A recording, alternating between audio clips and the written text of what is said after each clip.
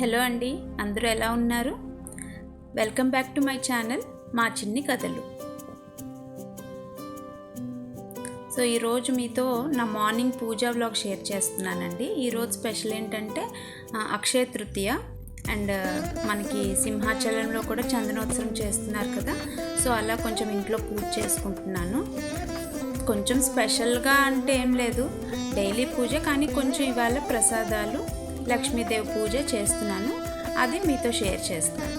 అయితే మార్నింగే నేను నా కిచెన్ రూమ్లో కూడా ఈ గౌరీదేవి ఇంట్లో పెట్టుకుంటున్నాను. దానికి కొంచెం పసుపు కుంకుమ పెట్టుకుంటున్నాను కిచెన్ రూమ్లో.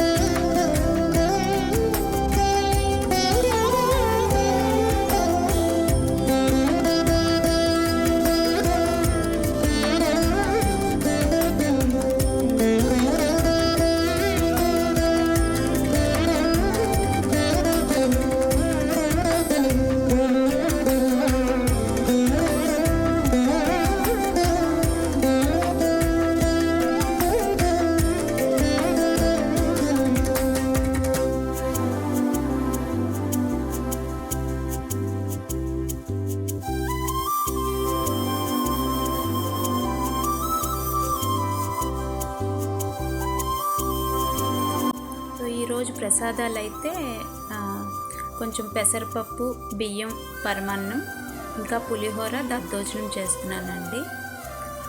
సో అంటే వీటితో పాటు యాక్చువల్లీ మామిడి పళ్ళు కూడా, అంటే మేము ఈ సంవత్సరంకి మొదటి పండు మేము తినే ముందు దేవుడికి నైవేద్యం పెట్టి అప్పుడు మేము తీసుకుంటామన్నమాట. అన్ని పళ్ళులాగా మామిడి పళ్ళు మాత్రం ముందు దేవుడికి చూపించే తీసుకుంటాం. సో ఇవాళ మంచిది కదా అని ఈ ప్రసాదాలతో కలిపి నేను మామిడి పళ్ళు కూడా దేవుడి దగ్గర పెట్టి చూపించి మేము తీసుకుంటాం.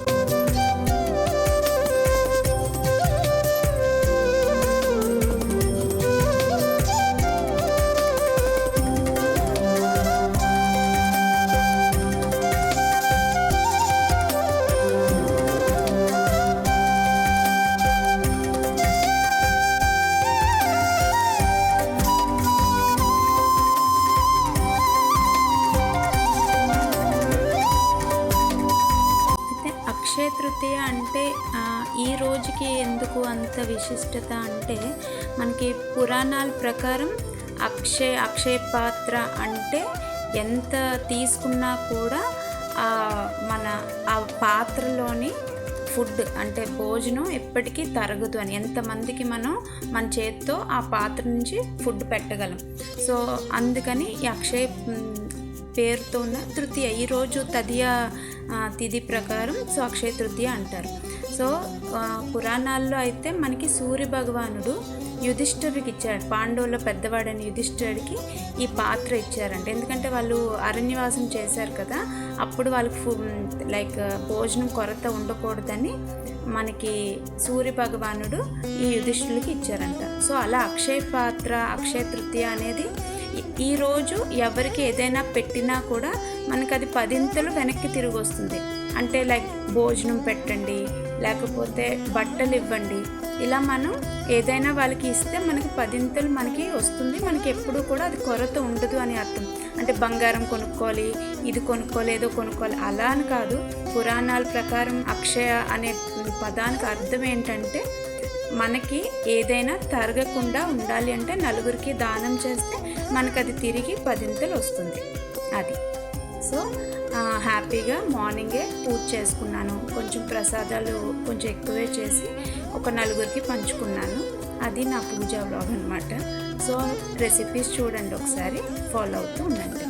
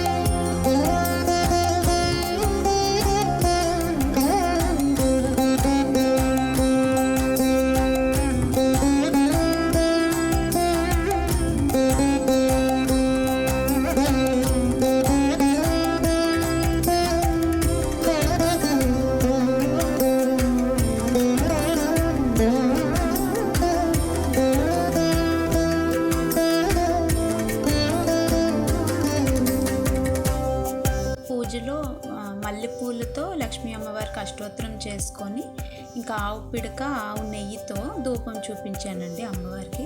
హోమం పౌడర్ అని మనకి పూజా సామాగ్రి షాప్లో దొరుకుతుంది. అదొకసారి మీకు ఏ షాప్లోనైనా దొరుకుతుంది. ఇలా ధూపం వేసినప్పుడు ఆ హోమం పౌడర్ వేస్తే, అంటే అందులో అన్ని పౌడర్లు కలిపి మామిడాకులు, తులసి దళం ఇలా అన్నీ కలిపి డ్రై చేసి ఆ పౌడర్ వేస్తారు. ఇలా అమ్మవారికి చూపించి నైవేద్యం ఆ రోజు పూజ చేసుకున్నాను. సో ఇదండి నా puja vlog. Thank you for watching. నచ్చితే లైక్, షేర్, సబ్స్క్రైబ్ చేయండి. Thank you. బాయ్.